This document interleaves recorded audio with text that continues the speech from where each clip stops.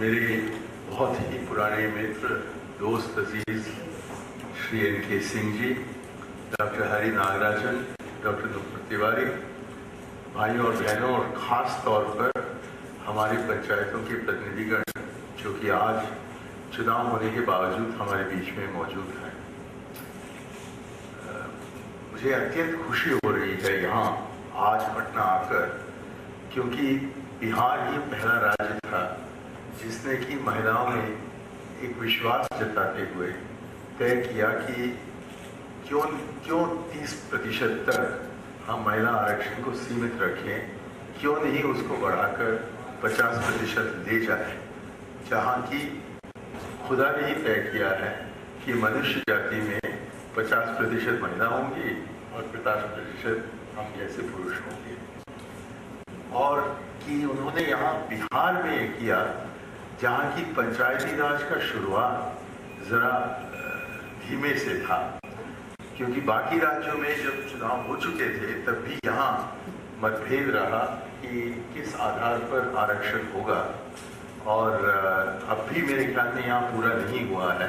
तब भी यहाँ जहाँ की सबसे ज़्यादा मुश्किल का सामना करना पड़ रहा था यहाँ और झारखंड में, कि उस परिस्थिति में नीतीश कुमार जी मुख्यमंत्री बनते ही कि उन्होंने तय किया कि महिला आरक्षण को 50% तक ले जाएंगे।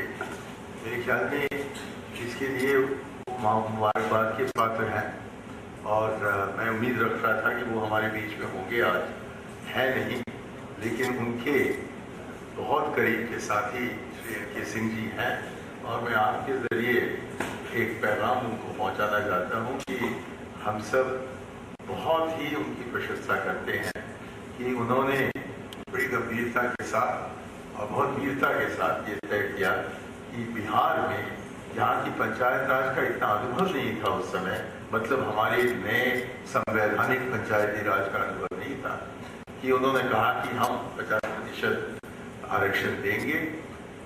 तत्पश्चात सिक्किम में 40% तक वो दिया गया, और अब कोई 8-9 राज्य हैं जिन्होंने कि अपने राज्य के कानून में तबादला लाकर ये 50% का इंतजाम कर दिया है। और अब दिल्ली में तय हुआ है कि देश भर में, और वो भी संविधान के जरिए, ये 50% का प्रावधान लाया जाएगा। तो बिहार ही ने हमें रास्ता दिखाया, और उस रास्ते पर खुशी की बात है कि 5 साल के अंदर अंदर पूरा देश आगे बढ़ने लगा है।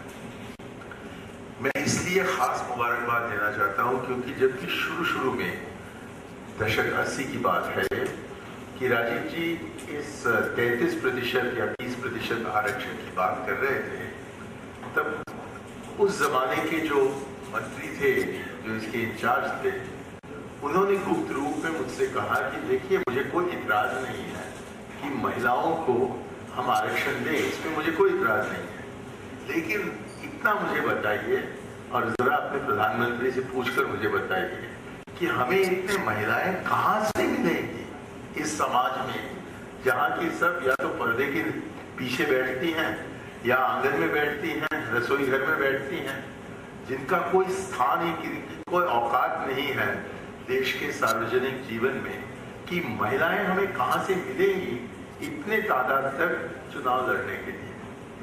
और आज वो है हमारे बीच में, मतलब यहाँ नहीं है, लेकिन है हमारे बीच में। और मैं हंसते हंसते जब मैं उनसे मिलता हूँ, मैं उनको याद दिलवाता हूँ कि आपने मुझसे ये सवाल किया था, और कि अब जरा कुछ आंकड़े हैं जो अपने मन में आज समेट लीजिएगा, क्योंकि इसी से पता लगेगा कि आपका जो सवाल था, अहम सवाल था, उसका क्या जवाब निकला है।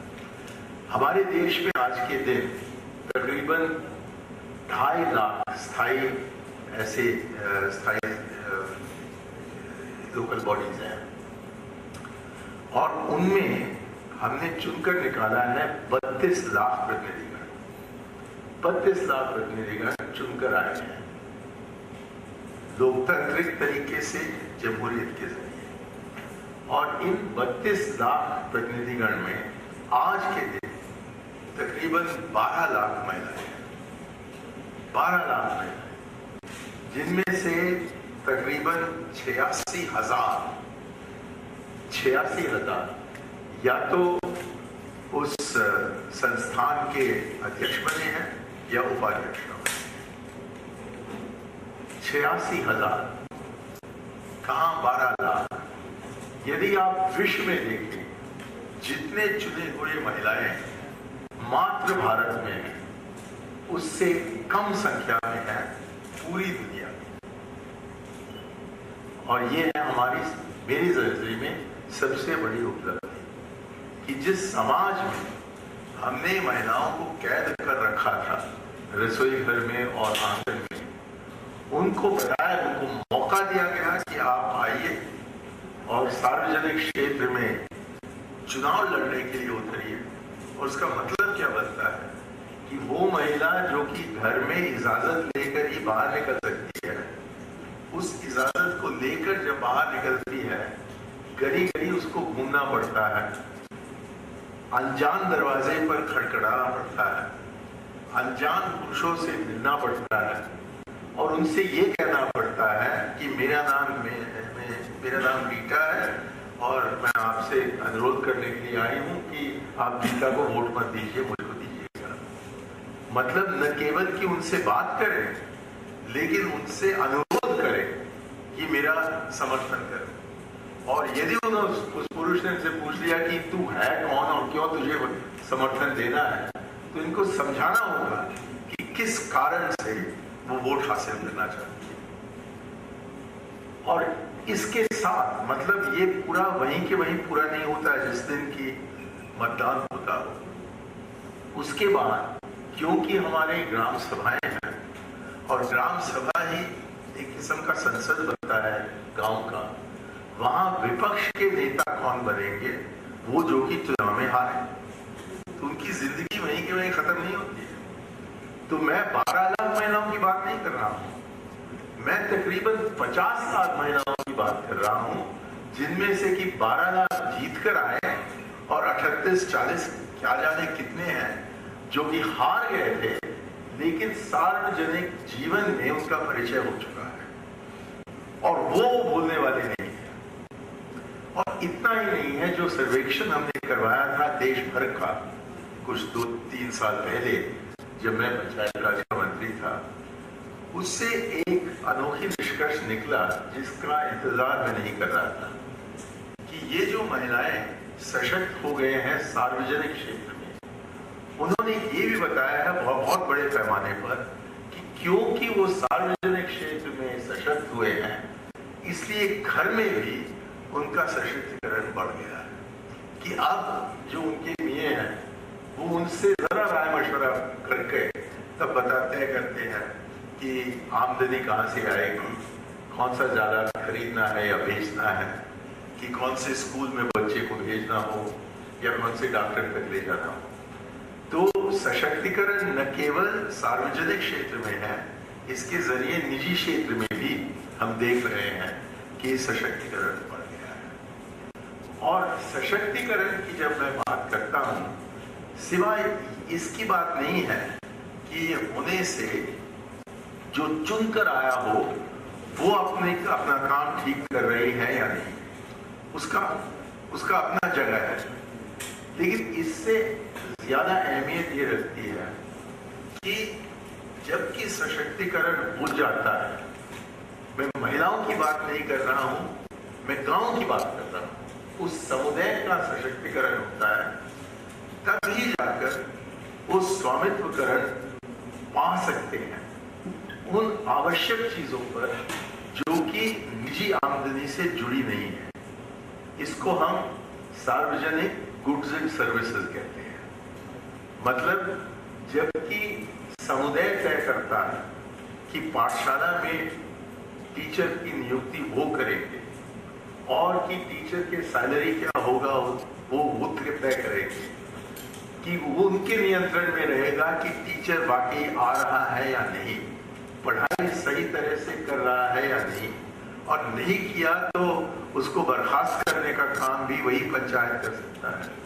तब ही जाकर हमारे जो शिक्षा का तादाद है वो बढ़ेगा।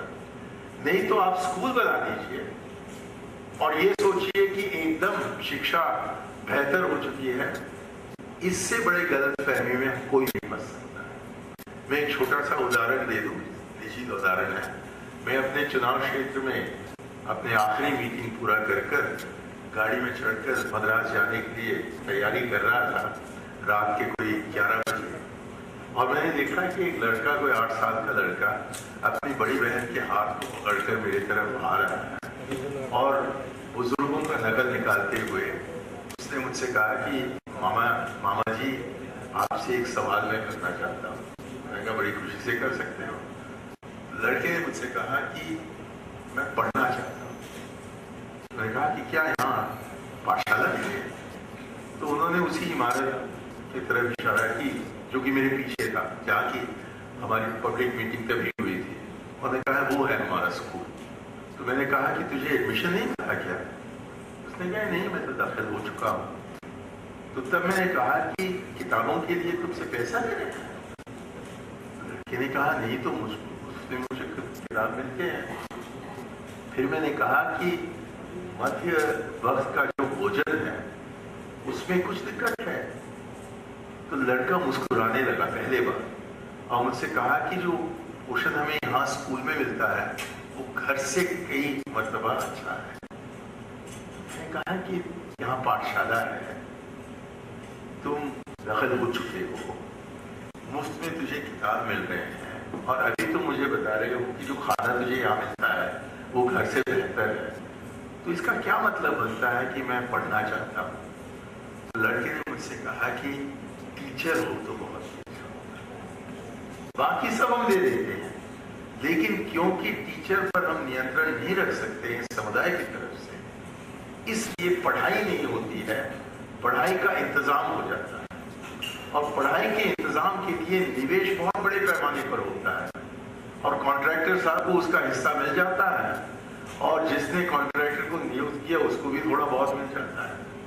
लेकिन जो हमें देखना है वो ये नहीं है कि कितने पाठशालाएं का तामीर हुआ है, हमें ये देखना पड़ेगा कि बच्चे जो वहां पढ़ रहे हैं उनकी पढ़ाई में क्या सुधार है। और ASER जो कि एक सर्वेक्षण है, हर साल करता है इसी क्षेत्र में, शिक्षा के क्षेत्र में, वो हमें बताता है कि बहुत ही बड़े तादाद पर जो बच्चे 5वें क्लास में हैं वो दूसरे क्लास की किताब पढ़ नहीं सकते। तो जब तक कि अपनी जिंदगी को बनाने का हक समुदाय के हाथ में नहीं आता है, सरकार अपनी नौकरशाही के जरिए कुछ भी नहीं कर सकता। पिछले 17 साल में 1994 से लेकर आज तक पिछले 17 साल में जो केंद्रीय खर्चा है हमारे सोशल सेक्टर में और गरीबी उन्मूलन के कार्यक्रमों में, वो 17 गुना बढ़ गया। 17 गुना बढ़ गया। 1994-95 में तकरीबन 7,600 करोड़ रुपए का प्रावधान था दिल्ली से, शिक्षा के लिए, स्वास्थ्य के लिए, इस प्रकार की चीजों के लिए। वो जो 29 विषय हैं जो संविधान में लिखे हुए हैं, जिसके प्रति ये सशक्तिकरण करने की जरूरत पड़ती है, उनको लेकर हम देखें तो 7,600 करोड़ का प्रावधान था 1994 में। इस साल उन्हीं विषयों पर प्रावधान है 1,63,000 करोड़ रुपए का। 17 साल के अंतर्गत 17 गुना ज्यादा हम पैसे के लिहाज से साधन उपलब्ध कर रहे हैं। लेकिन संयुक्त राष्ट्र का जो ह्यूमन डेवलपमेंट रिपोर्ट है, उस इंडेक्स में जहां की भारत का स्थान 1994 में 134 था, ये जो आखिरी इंडेक्स आया है 2010 में, वो हमें बताता है कि भारत का स्थान अब 134 से बढ़कर 134 तक पहुंच चुका है। हम वही के वही हैं। 17 साल के दौरान 17 गुना ज्यादा खर्च करके जिस स्थान पर थे हम तब, आज हम यहां तक पहुंच गए हैं कि उसी स्थान पर हैं और इस पर गर्व जताते हैं हमारे पंचायत